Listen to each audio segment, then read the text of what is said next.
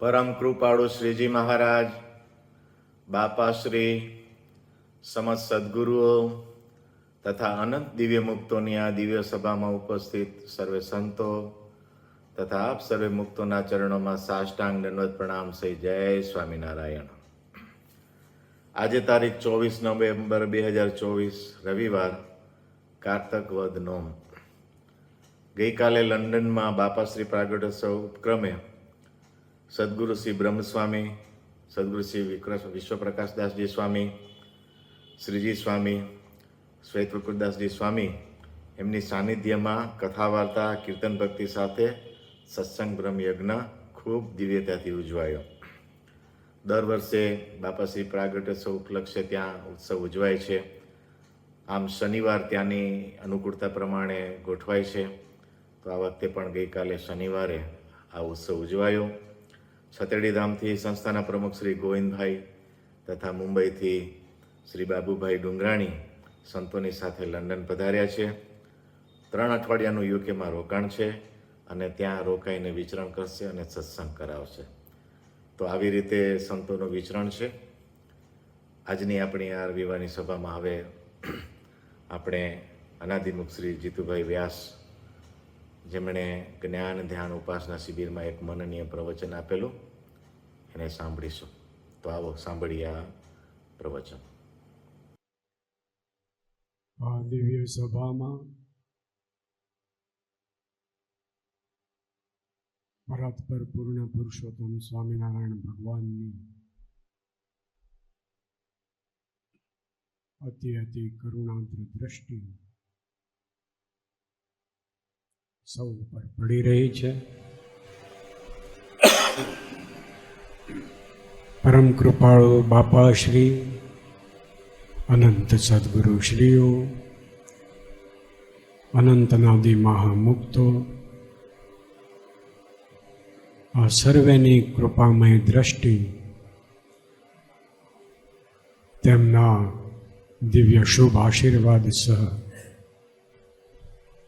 આપણને સર્વેને નવપ્લાવિત કરી રહી છે.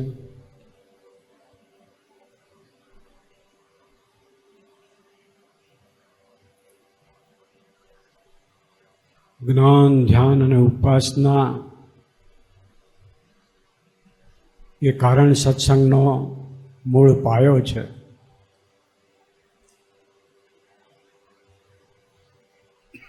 મહારાજે પણ કહ્યું છે કે ભગવાનની સ્મૃતિ વગર ગાયું તે ન ગાયા જેવું. એટલે કોઈ પણ અવર ભાવની ક્રિયા કે આધ્યાત્મિક સાધના હોય એ દરેકમાં મુખ્ય કેન્દ્ર બિંદુ એ પરમાત્મા પરબ્રહ્મ પૂર્ણ પુરુષોત્તમ શ્રી સ્વામિનારાયણ ભગવાનની દિવ્ય મૂર્તિ છે. એ મૂર્તિમાં જોડાવા માટે અત્યંત તીવ્ર શ્રદ્ધા હોવી જોઈએ. આપણો સંનિષ્ઠ એટલે નિષ્ઠાપૂર્વકનો સતત પ્રયત્ન હોવો જોઈએ. ઇન્દ્રિયો અંતઃકરણના આહારની સંપૂર્ણપણે શુદ્ધિ અનિવાર્યપણે હોવી જોઈએ.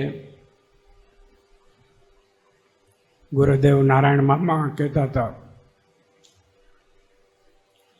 કે સાધના પથનો જે પાયો છે એ નિષ્કામ વ્રત છે. નિષ્કામ વ્રતની દ્રઢતા વગર આધ્યાત્મિક ક્ષેત્રમાં એક ડગલું પણ માંડી શકાતું હોતું નથી. ગુરુદેવ નારાયણ મામાના વિધાન પ્રમાણે શ્રીજી મહારાજનું જે નિર્દોષ અને નિષ્કામ સ્વરૂપ છે એની પ્રાપ્તિ ત્યારે જ શક્ય બને કે આપણે પણ એવા જ નિર્દોષ અને નિષ્કામી બનીએ. અને આ બધું ક્યારે થાય તો પરમાત્માના સ્વરૂપનો સંપૂર્ણ નિશ્ચય, એક જ નિષ્ઠા, એક જ ઉપાસના.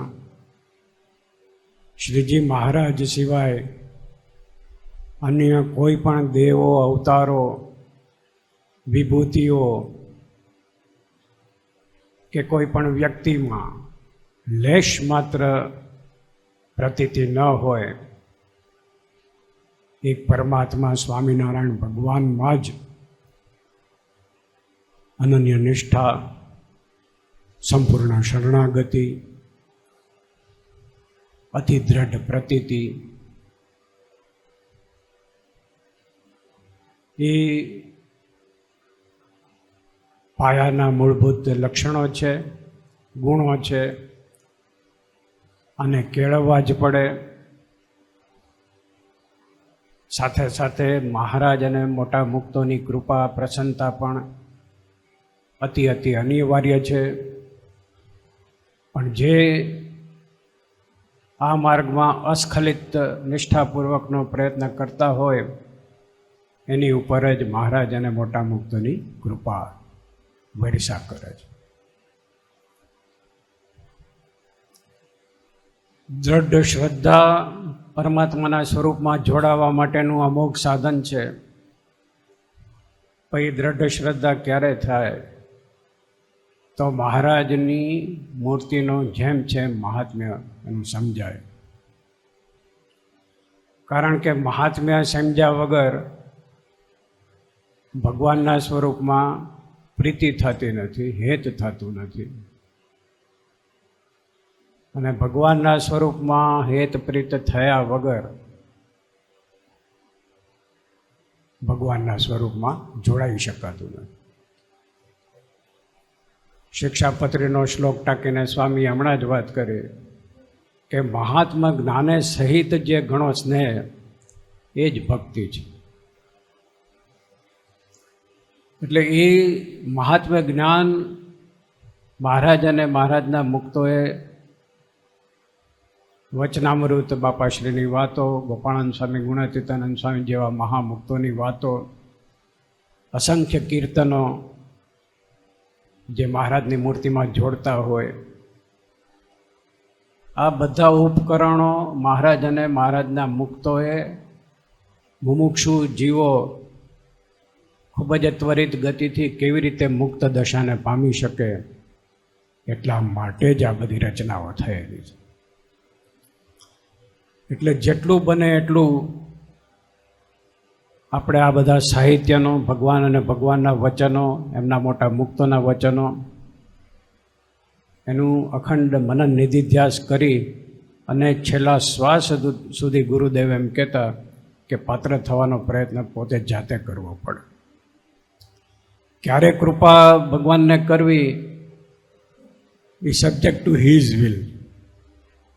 મહારાજ પોતે જ્યારે ઈચ્છા કરે ત્યારે ને ત્યારે જ દિવ્ય દર્શન થાય છે. બાકી ગમે એટલા સાધનો કર્યા કરીએ તો એનાથી કંઈ શક્ય બનતું નથી.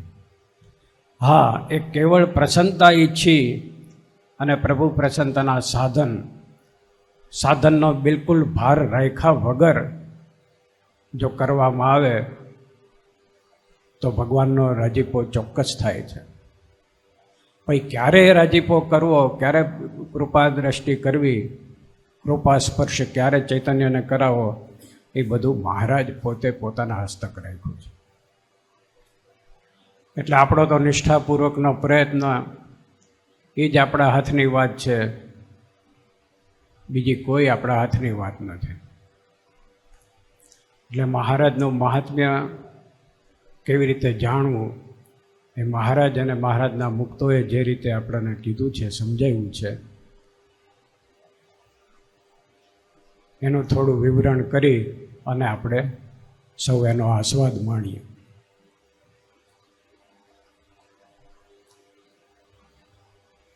મારા ઈષ્ટદેવ પૂર્ણ પુરુષોત્તમ ભગવાન સ્વામિનારાયણ જેઓ અધો ઉર્ધ્વ પ્રમાણે રહિત દિવ્ય તેજ રૂપ અક્ષરધામમાં અખંડ વિરાજે છે. અર્થાત મારા ચૈતન્યને વિશે અનંત અનાદિ મુક્તોય સહિત, અનંત પરમ એકાંતિક મુક્તોય સહિત મારા ઈષ્ટદેવ મારા ચૈતન્યને વિશે વિરાજમાન છે. આ ભાવની સતત દ્રઢતા કર્યા કરવાની. અને મને કેવો કર્યો છે તો મારું જે નિરાકાર સ્વરૂપ એ મારા ચૈતન્યને શ્રીજી મહારાજે અને અનાદિ મુક્તોએ અતિ કરુણા કરી અને પોતાના વ્યતિરેક દિવ્ય સ્વરૂપ સાથે પરમ સાધર્મ્યપણું, પરમ ઐક્ય, પ્રેમાદ્વૈત સધાવી મૂર્તિરૂપ પૂર્ણ પુરુષોત્તમ રૂપ કરી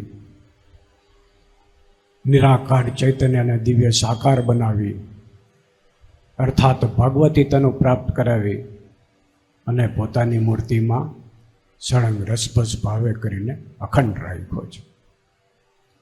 આ જાતનો દિવ્ય ઉદાત્ત ભાવ એનું ચિંતન મનન નિધિધ્યાસ કર્યા કર્યું. મારા ઈષ્ટદેવ અનંત કોટી બ્રહ્માંડોના અધિપતિ, અક્ષરધામના અધિપતિ, રાજાધિરાજ, દેવાધિદેવ, સર્વેશ્વર, સર્વોપરી પૂર્ણ પુરુષોત્તમ નારાયણ છે.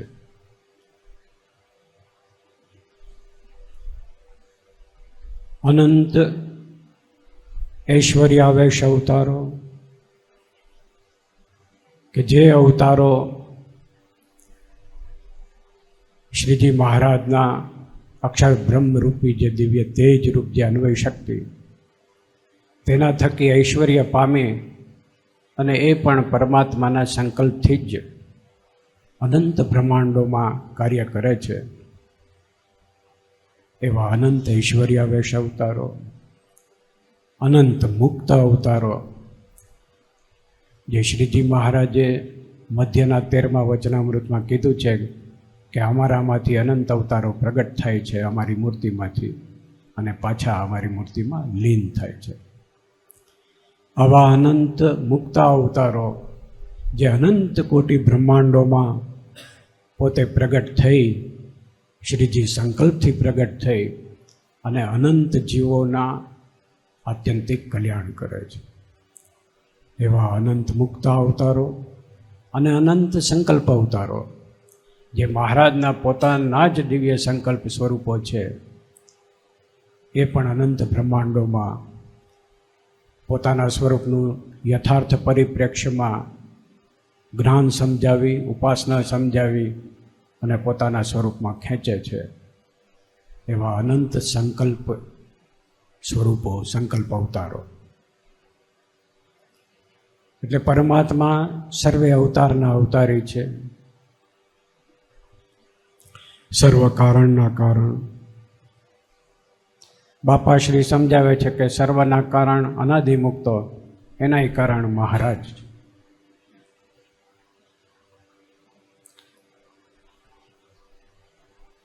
એવા સર્વોપરી પરમ તત્વ નિરંતર મારા ચૈતન્યને વિશે અખંડ બિરાજે છે.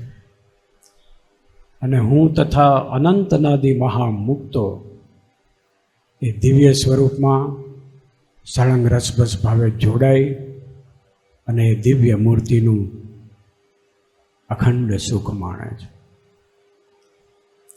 અનંત પરમ એકાંતિક મુક્તો સન્મુખ ભાવમાં રહી અને મૂર્તિમાંથી નિરંતર દિવ્ય સુખરૂપ તેજોમય છોડો ઉડતી હોય, એને પોતાના ચૈતન્ય ઉપર એનો ધોધ વરસતો હોય અને સુખની ધારા છૂટતી હોય, એ રીતે સન્મુખ ભાવમાં રહી અને અનંત પરમ એકાંતિક મુક્તો એ દિવ્ય સુખને માણે છે.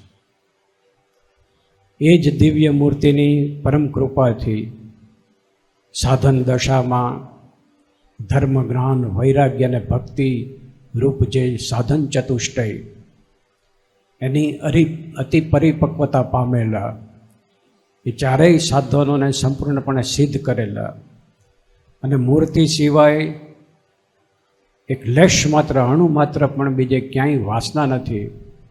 કેવળ મહારાજની મૂર્તિનું જ એક તાન, એ સ્વરૂપનું જ એક આલોચ એવા પરમાત્માના પૂર્ણ કૃપાપાત્ર એવા એકાંતિક મુક્તો એ પોતાના ચૈતન્યને વિશે શ્રીજી મહારાજની મૂર્તિનું અહર્નિશ ધ્યાન કરતા હોય છે.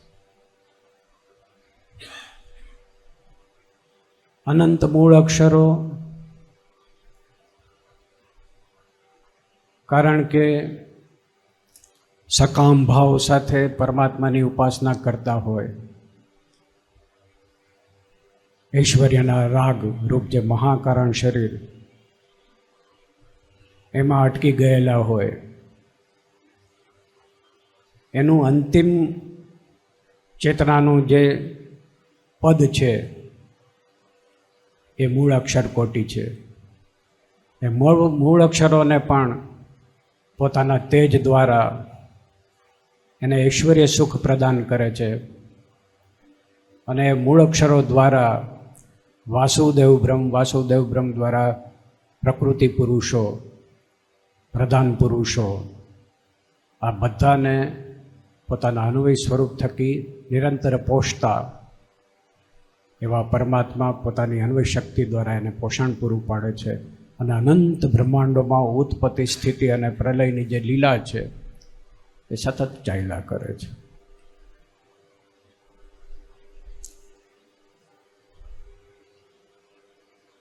અનંત અનાદિ મુક્તો મહારાજે મધ્યના 67માં કીધું છે એ પ્રમાણે પરમાત્માનું પરમ સાધર્મ્યપણું પામી અને અખંડ મૂર્તિના સુખમાં કિલોલ કરતા હોય એની દાસત્વ ભાવની પરાકાષ્ઠા હોય. કે કોઈ અનાદિ મુક્ત ભગવાન થઈ શકતા નથી અને ભગવાન સ્વામિનારાયણની મરજી વગર કોઈ પણ અનાદિ મુક્ત કોઈ પણ જીવને મૂર્તિનું સુખ આપી શકે નહીં.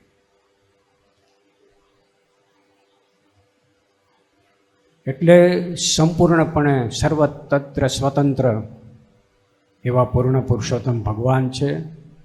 એની મરજીથી જ બધું થાય છે. જેટલું મહારાજ જાણે એટલું મુક્ત જાણે, જેટલું મહારાજનું સામર્થ્ય, જેવું મહારાજનું સામર્થ્ય એવું મુક્તનું સામર્થ્ય. તેમ છતાં મામા એમ કહેતા હતા જેવું મહારાજનું સામર્થ્ય એવું મુક્તનું ખરું, પણ જેટલું મહારાજનું સામર્થ્ય છે એવું અનાદિ મુક્તનું પણ નથી. સંપૂર્ણપણે કરતાપણું શ્રીજી મહારાજનું જ છે, અન્ય કોઈનું નથી. કોઈ અનાદિ મુક્તોનું પણ નથી, કોઈ પરમ એકાંતિક મુક્તોનું નથી કે મૂળ અક્ષર કોટી જીવ કોટીથી લઈને મૂળ અક્ષર કોટી પર્યંત કોઈનું લેશ માત્ર કરતાપણું છે નહીં. પરમાત્માની અન્વય શક્તિ એના દ્વારા જ અનંત દેવો, અનંત વિભૂતિઓ, અનંત અવતારો એને ઐશ્વર્ય પ્રાપ્ત થયેલું હોય. એ ઐશ્વર્ય દ્વારા અનેક જીવોને પોતપોતાની રીતે એને આગળ પ્રગતિ પણ કરાવતા હોય છે. આસુરી શક્તિઓ, મલિન દેવતાઓ, આ બધામાં પણ પરમ તત્વ પરમાત્મા ભગવાન સ્વામિનારાયણની જ શક્તિ કામ કરતી હોય છે.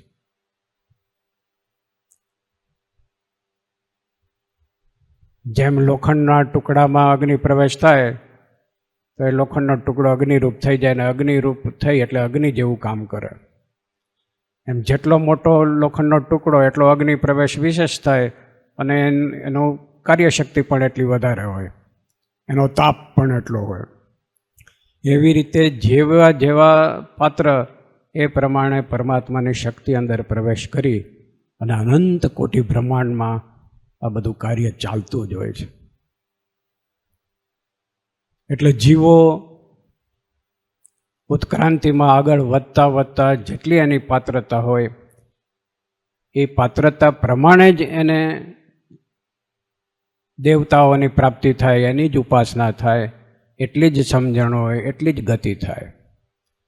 જેમ જેમ એની પાત્રતા વધતી જાય એમ હાયર ડેઇટીઝ, લોઅર ડેઇટીઝમાંથી હાયર ડેઇટીઝ એટલે નીચેની કક્ષાના જે દેવો છે એમની ઉપાસના એની થાય. પછી જેમ જેમ એની પાત્રતા વધતી જાય એમ વધુ ને વધુ ઉચ્ચ કક્ષાના દેવો છે એની ઉપાસના થતી જાય. અને જ્યારે એ જીવાત્માની એટલી પાત્રતા થઈ જાય એટલે પરમાત્માને તો બધું સર્વ હસ્તામળ જ છે. અનંત કોટી બ્રહ્માંડના અનંત કોટી જીવો, અનંત કોટી દેવો, અનંત કોટી વિભૂતિઓ, અનંત કોટી અવતારો, અનંત કોટી મુક્તો, આ બધાનું નિરંતરનું જાણપણું એક શ્રીજી મહારાજને છે. આ વાત શ્રીજી મહારાજે પોતે વચનામૃતમાં કરી છે, ગોપાળાનંદ સ્વામી, ગુણાતીતાનંદ સ્વામી જેવા અનાદિમુક્તોએ કરી છે, બાપાશ્રી જેવા સંકલ્પ સ્વરૂપોએ પણ કરી છે. એટલે સંપૂર્ણ અનંત કોટી બ્રહ્માંડના બધાનું જાણપણું એક મહારાજને જ છે. અને આમ હોવાથી કયા જીવ કઈ કક્ષામાં છે, એને કયા ઈષ્ટદેવથી એની પ્રગતિ સધાશે, ઉત્ક્રાંતિમાં કેવી રીતે એ આગળ વધશે, આ બધું પરમાત્મા પોતાની અન્વય શક્તિ દ્વારા જ નક્કી કરે છે. અને એ પ્રમાણે જ જીવ આગળ વધે છે. આપણને એમ થાય કે આપણે આવા બાપા અને આવા મોટા અનાદિમુક્તો મળ્યા પછી મહારાજની ઉપાસના આપણને સમજાય નહીં, ભલે વાંચ્યા તો વાંચ્યા, પણ બીજા જીવોને કેમ નથી સમજાતું? ત્યારે મામા જેવા મોટા મુક્ત સમજાવે છે કે ભાઈ એની કક્ષા જ એટલી હોય. બરાબર છે. મલિન દેવોને પણ ઈષ્ટ માનનારા અનંત જીવો છે, કારણ કે એ જીવોની કક્ષા જ એટલી હોય કે એ આનાથી આગળ એને સમજવાની ગતિ, ઉપાસના નથી હોતી. એટલે જેમ જેમ જીવો આગળ વધે પરમાત્માની વિશેષ ને વિશેષ કૃપા દ્રષ્ટિ એની ઉપર થયા કરે અને અલ્ટિમેટલી એ પરમ તત્વ પરમાત્માને પ્રાપ્ત કરવા માટે એમના જ સંકલ્પ સ્વરૂપો, એમના જ અનાદિ મુક્તોના સંપર્કમાં, એના કોન્ટેક્ટમાં આવે પછી જ મહારાજની જેમ જેમ ઉપાસના સમજાય. ને ઉપાસના પહેલાં વાચ્યાર્થ જ્ઞાનમાં જ સમજાય, પછી પોતે કેવળ પ્રભુની પ્રસન્નતા ઈચ્છી, સાધનનો બિલકુલ ભાર રાખ્યા વગર અને પરમાત્માનું ધ્યાન, ભજન વગેરે પ્રસન્નતાના સાધન કરે પછી જ. સારંગપુરના 11માં કીધું છે 5 સાધનો: શ્રદ્ધા, વૈરાગ્ય, બ્રહ્મચર્ય, અહિંસા, ધર્મ અને આત્મનિષ્ઠા. આ 5 સાધનની પરિપક્વતા થયા વગર અક્ષરધામને જીવ પામતો નથી. અને આ 5 સાધનની પરિપક્વતા થયા પછી જ જીવ આત્મસત્તાને પામે. અને મહારાજે એમ કીધું પછી જ એની ઉપર ભગવાનની કૃપા થાય. એટલે જેમ છે એમ આપણે શું કરવાનું છે એ પણ મહારાજે કહી દીધું છે. પોતે કૃપાએ કરી છે, કૃપાનું બળ પણ ઘણું દેખાડ્યું છે. પોતે સાધનનું બળ રાખે ને કૃપાનું બળ ન રાખે તો પણ અણુમાત્ર આધ્યાત્મિક પ્રગતિ થઈ શકતી નથી. એટલે આ બધા જ જે સાધનો, જે પરમાત્માની પ્રાપ્તિ કરવા માટેના પ્રસન્નતાના સાધનો છે, એને સૂક્ષ્મ આધ્યાત્મિક અર્થમાં જેમ જેમ સમજી અને જો નિરંતર એનો પ્રયત્ન કર્યા કરે તો ચોક્કસ છેલ્લો જન્મ થયા વગર રહે જ નહીં. એટલે આપણા બધાનું આ જ લક્ષ્ય હોવું જોઈએ. આવા અમારા ઈષ્ટદેવ સર્વ કરતા, હરતા, ધરતા, અછેદ્ય, અભેદ, અખંડ, અવિનાશી, અચ્યુત, પૂર્ણ પુરુષોત્તમ પરમાત્મા છે, જેના એક નિમિષ માત્રના દર્શન ઉપર અનંત કોટી બ્રહ્માંડોના વિષય સુખને વારી ફેરીને નાખી દઈએ તો એના એક કોટીમાં ભાગની પાસંગ પણ ન આવે. આવા મહારાજના વચનો છે. આવા દિવ્ય વચનો પણ પરમાત્મા એટલે જ કહેતા હોય કે અનંત કાળથી અનંત જન્મોથી પંચ વિષયોના રાગ, એની સ્મૃતિ, એના કર્મ સંસ્કારો, એના કર્મ બંધનો એ ચૈતન્ય ઉપર એટલા બધા જડાઈ ગયા છે કે એમાંથી જીવ છૂટી શકતો નથી. એટલે મહારાજ પોતાના એક ક્ષણ માત્રના દિવ્ય દર્શનનું જે સુખ છે એ કેટલું અગાધ છે એની વાત એટલે જ કરે છે કે જીવની દ્રષ્ટિ એમાં પૂગે. એ ક્યારે જીવની દ્રષ્ટિ પૂગે? તો મહારાજના અને મુક્તના વચનો એને સત્ય સમજાય ત્યારે. કારણ કે અનંત જન્મોથી આપણા સબકોન્શિયસ માઇન્ડમાં એટલે આપણા ચિત્તમાં કારણ શરીર સાથે જે કોઈ આપણે સાત્વિક કર્મ કર્યા હોય, રાજસી કર્મ કર્યા હોય, તમો ગુણાત્મક કર્મો કર્યા હોય, આ બધાના કર્મના જે રેકોર્ડ્સ છે એટલા બધા દ્રઢ થઈ ગયેલા હોય છે કે એમાંથી જીવ નીકળી શકતો નથી. પણ સામાન્ય વ્યક્તિ જ્યારે વાણીનો પ્રયોગ કરે ત્યારે એના શબ્દો એટલા બધા બળવાન નથી હોતા. જ્યારે પરમાત્માની જે દિવ્ય વાણી, જે પરાવાણી કહેવાય, એ એટલી બધી જબરજસ્ત શક્તિશાળી હોય છે કે એ સીધો એનો ચૈતન્યને સ્પર્શ થાય છે. મુક્તો દ્વારા પણ બોલનારા મહારાજ છે એટલે એમની વાણી પણ સીધી ચૈતન્યને સ્પર્શે છે અને ચૈતન્ય ઉપર રહેલા અજ્ઞાન અવિદ્યાઓના જે આવરણો છે એને ધીમે ધીમે ધીમે દૂર કરી નાખે. એટલે જ આવા પ્રબળ જે મહારાજ અને મુક્તોના દિવ્ય વચનો છે એને સતત વાગોળવા જોઈએ, સતત એનું ચિંતન મનન નિધિધ્યાસ કર્યા કરવું જોઈએ.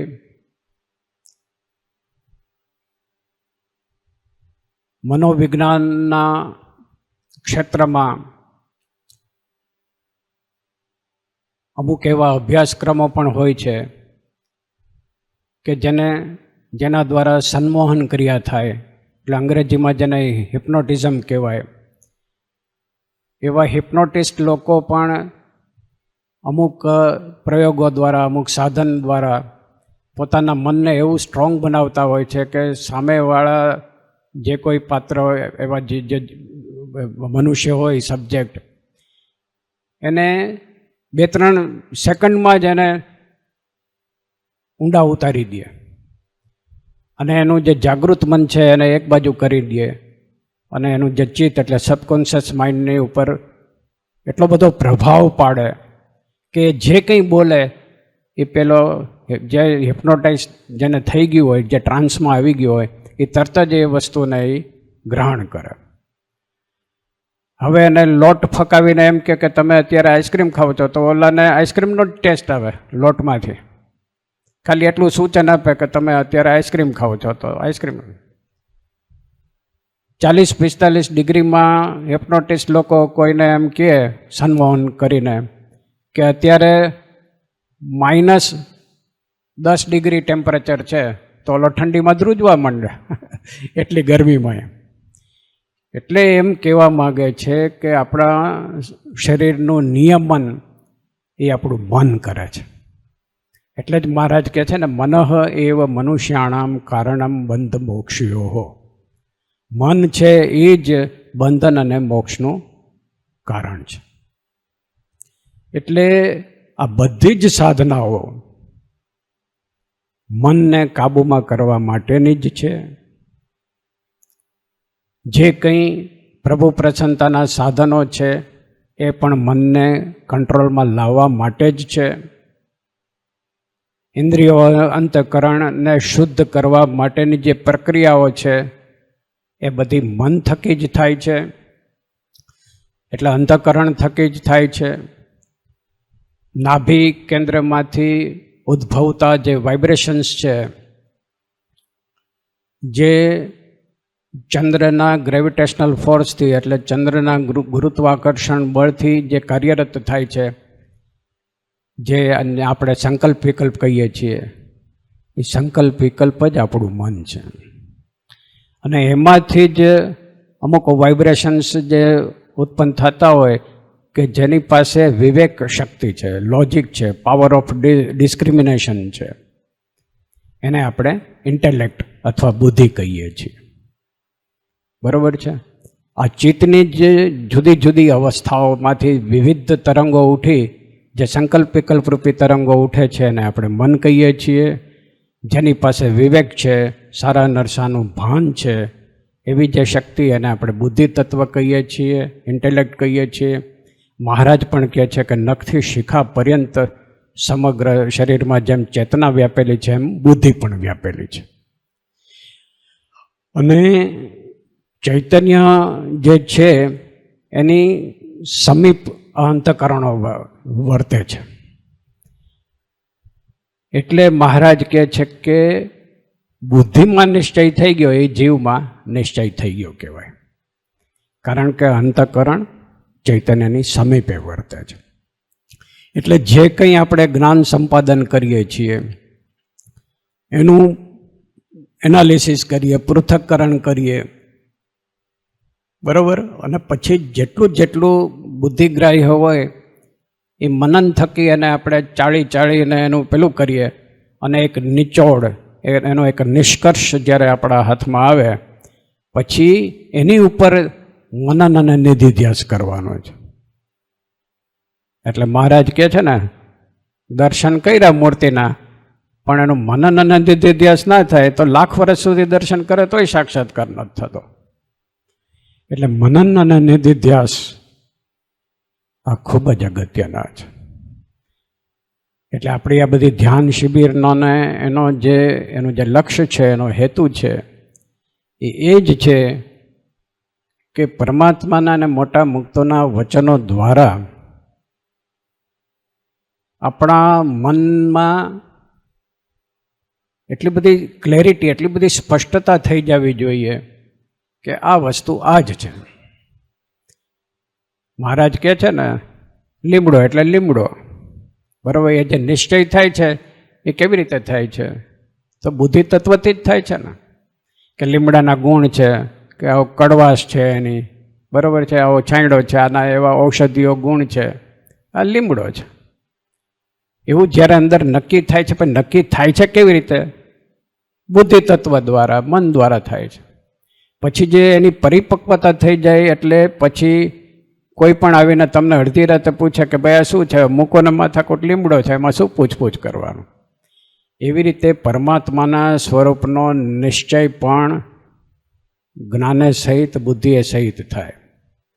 મૂઢપણું છે ને, મૂઢપણું નારાયણ મામા એમ સમજાવતા હતા કે એમાંય સમજણ રહેલી હોય તો જ મૂઢપણું આવે, નહીં તો મૂઢપણું પણ નથી આવતું. એટલે મૂઢપણાનો નિશ્ચય પણ એમને એમ નથી થતો. એટલે અનેક જન્મના સંસ્કારો જે આપણા બિલીફ સિસ્ટમમાં જે કંઈ ઘૂસી ગયા છે એ બધાને કાઢવું પડે. એટલે જ મહારાજ કહે છે કે અમે આ માથે ફાળિયું બાંધ્યું હોય એને ધોવું હોય તો લગાર સાબુ દઈ ને થોડુંક ઘસે ને પાણીમાં છપછવાય તો નીકળી જાય, ધોવાઈ જાય, ચોખ્ખું થઈ જાય. પણ મોદ જેવું કપડું હોય એને ધોવું હોય તો 2-3 દિવસ સુધી તો ગરમ પાણીમાં બાફે, પછી ખૂબ ધોકાવે ને બધું કરે ત્યારે સાફ થાય. એ મોદ જેવું કપડું છે કે પેલું મલમલ જેવું કપડું છે એ નક્કી કોણ કરે? એ મહારાજ અને મુક્તોને ખબર પડે છે. એટલે જ જેવા પાત્ર હોય એ એવા મોટા નારાયણ મામા કે મુનિ સ્વામી કે સોમચંદ બાપા કે જાદવજી બાપા આવા મોટા મુક્તોને દ્રષ્ટિ માત્રમાં ખબર પડે કે આ મોદ જેવું કપડું છે કે મલમલ જેવું છે.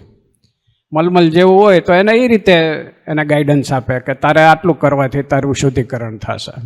વધારે પડતા ખૂબ અજ્ઞાન અવિદ્યાના આવરણ હોય તો એને બીજી રીતે. ઘણાને સેવા કાર્ય જ સોંપે તો સેવા કાર્ય ખૂબ કરે તો અંતઃકરણ ચોખ્ખું થાય. કેટલાય જન્મના પાપ કર્મ અને કર્મ સંસ્કારો એટલા બધા દ્રઢ થઈ ગયા હોય તો એ બીજા સાધનથી માળા માનસી પૂજા કરવાથી એનો મેળ ન પડે, એને સેવા કાર્ય જ સોંપવા પડે. બરાબર છે. એટલે વિવિધ પાત્રતા પ્રમાણે મહારાજ અને મહારાજના મોટા મુક્તો એને માર્ગદર્શન આપતા હોય. કોક ઘણા આગળ વધેલા હોય એને કે તું ધ્યાન જ કર, કારણ કે એને ખબર હોય કે આ અંતર્વૃત્તિ કરીને જો ધ્યાન કરશે તો એની વિશેષ પ્રગતિ શક્ય બનશે, એમ ઝડપી પ્રગતિ થશે. કેટલાકને કીર્તન ભક્તિથી ભગવાનમાં જોડાવાનો આનંદ આવતો હોય. અત્યારે જસુભાઈ કીર્તન ગાયું તો બધાને કેવો આનંદ થયો, ઊભા થઈને નાચવાય માંડ્યા બધા, બરાબર છે. એટલે મૂર્તિના કીર્તનો છે એ અંદર તમને દિવ્ય ભાવ પ્રેરે. પછી મૂર્તિનું ધ્યાન છે, એમાં શુષ્ક ભાવે જો ધ્યાન કરીએ તો કોઈ ફળશ્રુતિ ના થાય, પણ અંદર પ્રેમ તો નિષ્પન્ન થવો જોઈએ ને. એ પ્રેમ ક્યારે નિષ્પન્ન થાય? તો મહારાજની મૂર્તિનું મહાત્મ્ય જેમ છે એમ સમજાય ત્યારે પ્રેમ નિષ્પન્ન થાય. એટલે મહાત્મ્ય મહારાજનું જેમ છે એમ સમજ્યા કરવું પડે કે ઓહો, આવા મોટા પરમાત્મા અનંત કોટી બ્રહ્માંડનું નિયમન, પાલન, પોષણ, સર્જન, વિસર્જન એક પોતાની અન્વય શક્તિ દ્વારા કરે છે. ક્ષર અક્ષરને પોતાની શક્તિએ કરીને ધરી રહ્યા છે, બરાબર છે. એવા પરમાત્મા જેના દિવ્ય તેજરૂપ અક્ષરધામના એક એક કિરણોરૂપી દિવ્ય રોમમાં અનંત કોટી બ્રહ્માંડો અણુની પેઠે ઉડતા ફરે મહારાજ કહે છે. એ મહારાજ અને મહારાજની મૂર્તિ અને ભગવાનનું દિવ્ય તેજરૂપ અન્વય શક્તિને એકતાને લીધે એવું કહેવાય. કાંઈ મહારાજનું સ્વરૂપ કાંઈ એવું મોટું નથી, એ તો મનુષ્ય જેવડું જ છે. પછી મૂર્તિને ને એનું જે દિવ્ય તેજ એના તાદાત્મકપણાને સાથે લઈને એ પેલું કહેવાય એમ, બરાબર. સગુણ નિર્ગુણ સ્વરૂપી સગુણ નિર્ગુણ ઐશ્વર્ય તો મહારાજની મૂર્તિના તેજના ઐશ્વર્યો છે. પછી બધું કોને આધારે છે? મહારાજની મૂર્તિને આધારે છે, બરાબર છે. આ જ્યારે સ્પષ્ટતા થઈ જાય, કોઈ પણ મૂળ અક્ષરની મૂર્તિ હોય એ મનુષ્ય જેવડી જ હોય. વાસુદેવ બ્રહ્મની મૂર્તિ મનુષ્ય જેવડી જ હોય, પણ એના દિવ્ય તેજને ને એની એકતાને હિસાબે ઓહો આવું અગાધ સ્વરૂપ, સગુણ સ્વરૂપ છે ને નિર્ગુણ સ્વરૂપ છે, એવા બધા ભેદ એને લીધે થાય છે. એટલે આની સ્પષ્ટતા બરોબર થઈ જાય અને મહારાજની મૂર્તિનું જેમ છે એમ મહાત્મ્ય સમજાય પછી જે સુખ એ મૂર્તિમાં જોડાવાનો જે આનંદ આવે એ અનેરો હોય. અને મામા એમ કે સમજાવતા હતા કે સમૂહમાં ધ્યાન, ભજન આ તે બધું બહુ જ, કારણ કે કલેક્ટિવ કોન્શિયસનેસ એટલે સામૂહિક ચેતનાનો પણ પ્રભાવ હોય. પણ જેને વિશેષ રીતે કંઈક આધ્યાત્મિક ક્ષેત્રમાં આગળ વધવું હોય એમણે એકાંત પકડવું પડે. એટલે પોતાનો વ્યવસાય હોય, જે કંઈ આપણે કરતા હોઈએ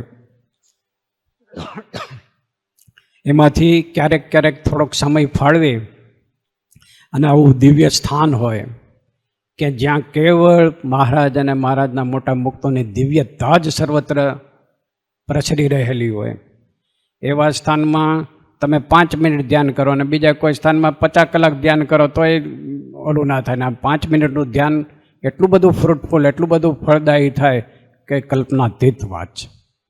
કારણ કે મહારાજ અને મહારાજના મોટા મુક્તોના જે ડિવાઇન વાઇબ્સ, એના દિવ્ય તરંગો, એનો આપણને ચિત્તને ચૈતન્યને સ્પર્શ થાય એટલે ખૂબ જ ઝડપથી પ્રગતિ થાય. એટલે ક્યારેક ક્યારેક ગમે તેવો વ્યવસાયિક પેલું આપણને પેલામાં હોય પણ થોડો સમય ફાળવવો જોઈએ પરમાત્માના સ્વરૂપમાં જોડાવાનો, નહીં તો છેડા ભેગા ના થાય. કેવળ વાચ્યાર્થથી કે કેવળ હવે આપણે કૃપામાં આવી ગયા, હવે આપણે કાંઈ કરવાનું જ નથી, આ બધું ખોટું છે. કરવું જ પડે. પ્રસન્નતાના સાધન બાપાએ પોતાની વાતોમાં કેટલી જગ્યા કે પાત્ર તો તમારે જ થવું પડે. આવું બધું શું કામ કીધું હોય? 273 વચનામૃતમાં મહારાજે કરવાની જ વાત કરી છે. સ્વભાવ તો આપણે જ સુધારવો પડે ને કોણ સુધારી દે આપણને? કામ, ક્રોધ, લોભ, મોહ, મદ, મત્સર આ બધા અંતરશત્રુઓ કોણ કાઢે? આપણે પ્રયત્ન કરીએ તો કાઢનારા તો બેઠા જ છે, પણ એ કાઢવું તો પડે ને. એટલે સતત જાગૃત રહી સાધનનો બિલકુલ ભાર રાખ્યા વગર આપણી પવિત્ર ફરજ આ જ છે, આ જ કાર્ય મહારાજે આપણને સોંપેલું છે અને એ આપણે કરવાનું જ છે કેવળ એમની પ્રસન્નતા માટે. એવો ભાવ રાખીને પ્રસન્નતાના સાધન સતત કર્યા જ કરવા જોઈએ છેલ્લા શ્વાસ સુધી. કર્મયોગ, જ્ઞાન યોગ, ધ્યાન યોગ આ બધું સાથે સાથે ચાલે. એ કંઈ વસ્તુ મૂકી દેવાની નથી. કર્મયોગ નથી કરવાનો એવું નથી. કર્મયોગ ન કરીએ તો આપણે ખાવાય ભેગા ના થઈએ. બરાબર છે, બધું જ જરૂરી છે. વ્યવસાય જરૂરી છે, પણ ક્યાં એનું લિમિટ બાંધવી એ આપણે બુદ્ધિપૂર્વક આપણે નક્કી કરવું પડે કે આટલું આપણે હવે આવકનું સાધન થઈ ગયું છે, હવે આનાથી વધારે એને વિસ્તૃત કરવાની જરૂર નથી. એ કોણ નક્કી કરે? આપણે પોતે જ નક્કી કરવું પડે ને. અને રોજે રોજનું સેલ્ફ એનાલિસિસ પણ કરવું જોઈએ કે આમાં કહે છે ને કે આજે આપણે કેટલું આગળ વધ્યા કે પાછળ પડ્યા એનો હિસાબ. કારણ કે મનુષ્ય જીવનની એક એક ક્ષણ એટલી બધી કિંમતી છે કે ફરી તો ક્યારે આપણે મનુષ્ય જન્મ મળે, ક્યારે મળે, શું એનો કોઈ નિર્ધાર છે કોઈ? બરાબર છે?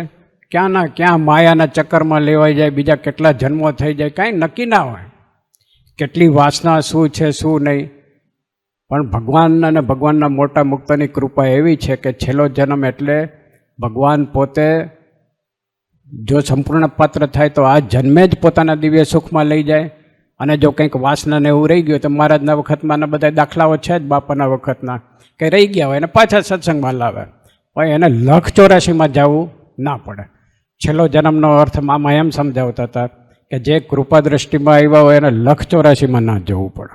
કેટલી મોટી વાત કહેવાય, જબરજસ્ત કૃપા કહેવાય કે 184માં ના જવું પડે. આ જન્મે જ પ્રાપ્તિ કરવી હોય તો મામા આખું અહીંયા સાર્ધ શતાબ્દી વખતે ધ્યાન ઉપરનું લેક્ચર છે એ આખું એની ઉપર જ છે કે આવી રીતે ધ્યાન કરતાં કરતાં ભગવાનના સ્વરૂપ. કારણ કે ધ્યાન દ્વારા મૂર્તિ સિદ્ધ થયા વગર દેહભાવ જાતો જ નથી. આ 100%ની વાત છે. એટલે જ વૃંદાવન સ્વામી કહે છે મહારાજ જજ એવી લક્ષ્ય થવું જ જોઈએ. દેહભાવ જાય કેવી રીતે? બરાબર. મામા દાખલો આપે છે કે ભાઈ હવે તો કે તને તારો દેહ દેખાય છે તો કે આ રહ્યો હાથ દેખાય, આ દેખાય, બધું. કે તું દેહ સાથે એટલો બધો એકાત્મ ભાવને પામી ગયો છે કે દેહ દ્રષ્ટિ એટલી બધી દ્રઢ થઈ ગઈ છે કે તું દેહ ભૂલી શકતો નથી. દેહ ભૂલાય ક્યારે? તો મહારાજની મૂર્તિ અનુલોમ ધ્યાન દ્વારા પાકી કરી હોય એ મૂર્તિને પોતાના દેહની જગ્યાએ જોવા માંડે ત્યારે દેહ ભાવ જાય. ત્યાં સુધી દેહ ભાવ જાતો હોતો નથી. આખા વિશ્વમાં અનેક પ્રકારના ધ્યાન છે. વિપશ્યના ધ્યાન, પ્રેક્ષા ધ્યાન, બરાબર છે. બધું તમને થોડું થોડું આગળ લઈ જાય ખરું, પણ દેહભાવ કેવી રીતે છૂટે? વિપશ્યના ધ્યાનમાં શ્વાસની ઉપર એકાગ્રતા કરતાં કરતાં તમે અંતઃકરણમાં ઊંડા ઉતરો, બરાબર છે. પણ આત્માને તમે પામો કેવી રીતે? શુષ્ક ભાવથી કાંઈ આત્મામાં પ્રાપ્તિ, આત્મા સાક્ષાત્કાર થઈ શકતો નથી. બરાબર. એટલે તમને થોડીક માનસિક શાંતિ લાગે, થોડાક તમે આગળ વધેલા લાગો, એવું બધું થાય. પણ પરમ તત્વ પરમાત્માના સ્વરૂપમાં પ્રેમ ઉત્પન્ન થયા વગર પરમાત્મા સાથે જોડાઈ શકાય નહીં. અને પરમાત્માના સ્વરૂપ સાથે જોડાયા વગર દેહભાવ કોઈ દી જાય જ નહીં.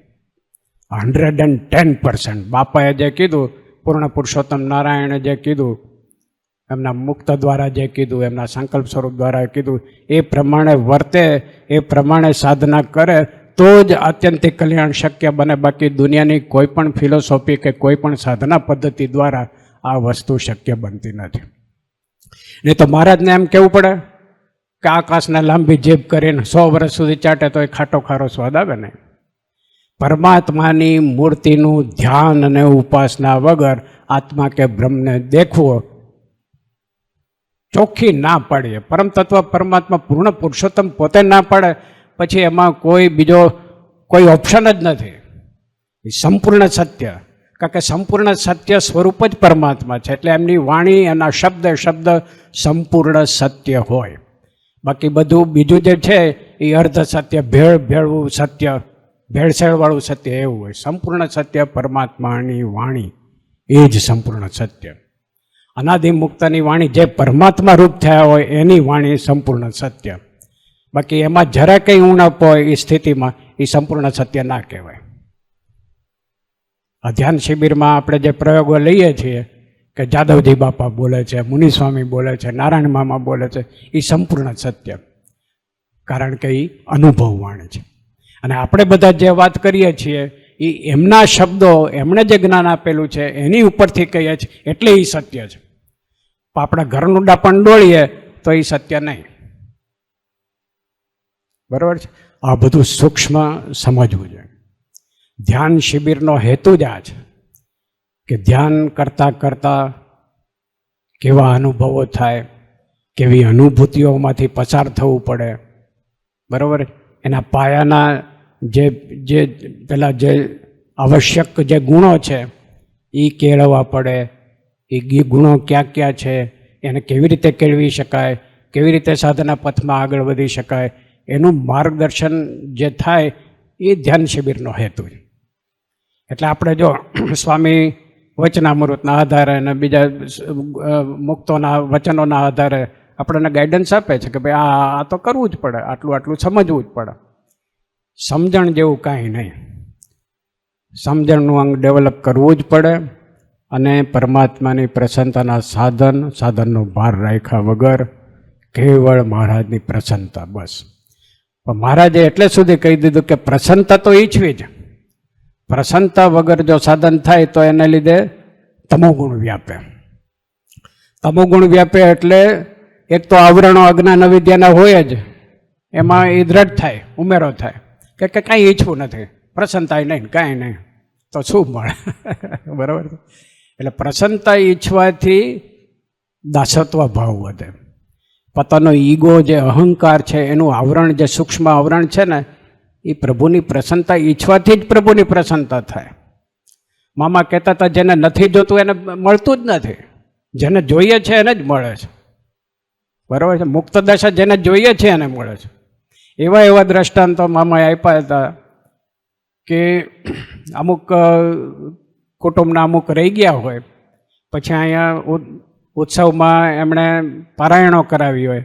મામા કે મુક્ત દ્વારા મહારાજે દિવ્ય સંકલ્પ કર્યા હોય તો અમુક તો મૂર્તિમાં ખેંચાઈ જાય, પણ અમુક તો સામેથી કે અમારે જવું જ નથી અક્ષરધામમાં, અમારે મોક્ષ જ નથી જોતો. હવે એને તમે શું કરો? એટલે બાપા કહે છે કે નાવમાં બેસાડ્યા પણ પોતે જ અંદર કૂદકો મારી દે તો ના થાય. એટલે જેને જોઈએ છે એને જ મળે છે. જેને ડૉક્ટર થવું છે એ પ્રમાણે પ્રયત્ન કરે, એવો અભ્યાસ કરે તો જ ડૉક્ટર થાય. બરાબર? વકીલ થવું હોય તો વકીલનું ભણવું પડે અને નિષ્ઠાપૂર્વકનો પ્રયત્ન હોય. એમ પરમાત્માની પ્રાપ્તિ કરવી હોય તો એમને અને એમના મુક્તોએ જે માર્ગદર્શન આપ્યું હોય એ પ્રમાણે જ આપણું જીવન આપણે એનું ઘડતર કરવું પડે તો જે પ્રાપ્તિ થાય. સમય ઘણો થઈ ગયો, કહેવાનું તો બધું ઘણું હોય. મહારાજ અને મહારાજના મુક્તોની કૃપા પ્રસન્નતા સદાય આપણી ઉપર વર્ષા કરે. આ દિવ્ય સભાનો પણ રાજીપો સતત મને પણ મળે, આપણાને સૌને મળે અને આપણે સહિયારા પ્રયત્ન દ્વારા પ્રભુ પ્રાપ્તિના માર્ગે પાત્રતા વિશેષને વિશેષ કેળવા કરીએ એવી મહારાજ અને મહારાજના મુક્તોના ચરણોમાં નમ્ર પ્રાર્થના સાથે હું વિરમું છું. અસ્તુ. સહજાનંદ સ્વામી મહારાજની જય, બાપા શ્રીની જય, સદગુરુ શ્રીની જય, સ્વામિનારાયણ ભગવાનની જય.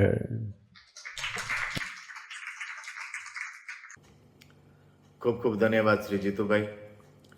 જ્ઞાન ધ્યાન ઉપાસના શિબિરમાં જે પ્રવચન આપ્યું ખૂબ સરસ. હવે આપણે મુનિસ્વામીના આશીર્વચન લઈશું અને ત્યારબાદ 2 મિનિટની ધૂન કરી આજની આપણી આ સભાની પૂર્ણાહુતિ કરીશું. સહજાન સ્વામી મહારાજની જય, બાપા શ્રીની જય, સદગુરુ શ્રીની જય, સ્વામિનારાયણ ભગવાનની જય.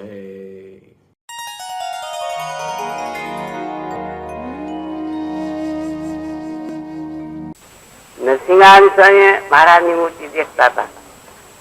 મહારાજે એમને કહ્યું કે સંસ્કૃત વિદ્યા ભણો. પેલા મારે ભણાવવાનો પ્રશ્ન કર્યો. એટલે આમને કીધું મહારાજની આજ્ઞા માનવી પડે. પછી પંચસુંદી ભણવા માંડી છે. 1 મહિનામાં પંચસુંદી કંઠે કરી. મૂર્તિ દેખાતી હતી ભૂલી જવાની.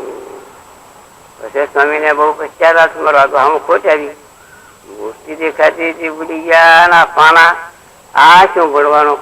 પછી અક્ષર મહારાજ બિરાજતા હતા, મહારાજ અક્ષરડીમાં હવારમાં નહીં તાપતા હતા, શિયાળો હતો એટલે ત્યાં બધા સાધુ વાળા ફરતી દર્શને જાય ને પૂજાઓ કરી કરીને.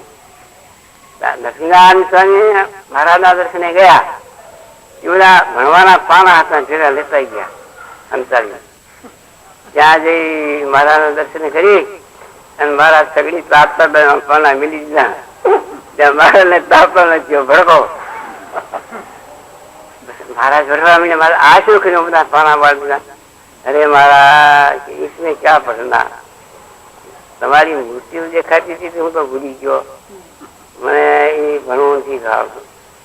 મહારાજ કહી તો બીજાને સારું મૂર્તિ ન દેખતા એને ભણવાનું મેં કહી છે, મૂર્તિ દેખતા એને ભણવાનું ન હોય તમારે કઈ નહીં, તમે એ મૂર્તિનું સુવિધા મહારાજે એમ કીધું. મહારાજ તો બધું જાણતા જ હોય.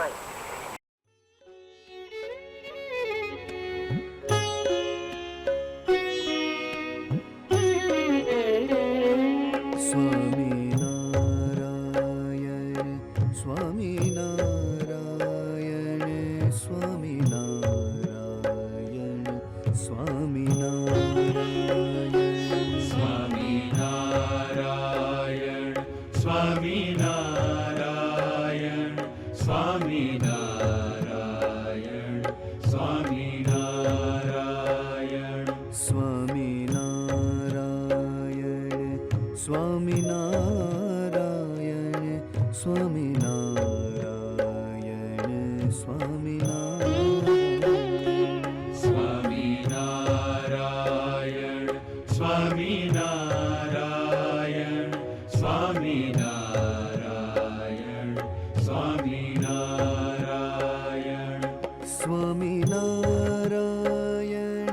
સ્વામિનારાયણ સ્વામિનારાયણ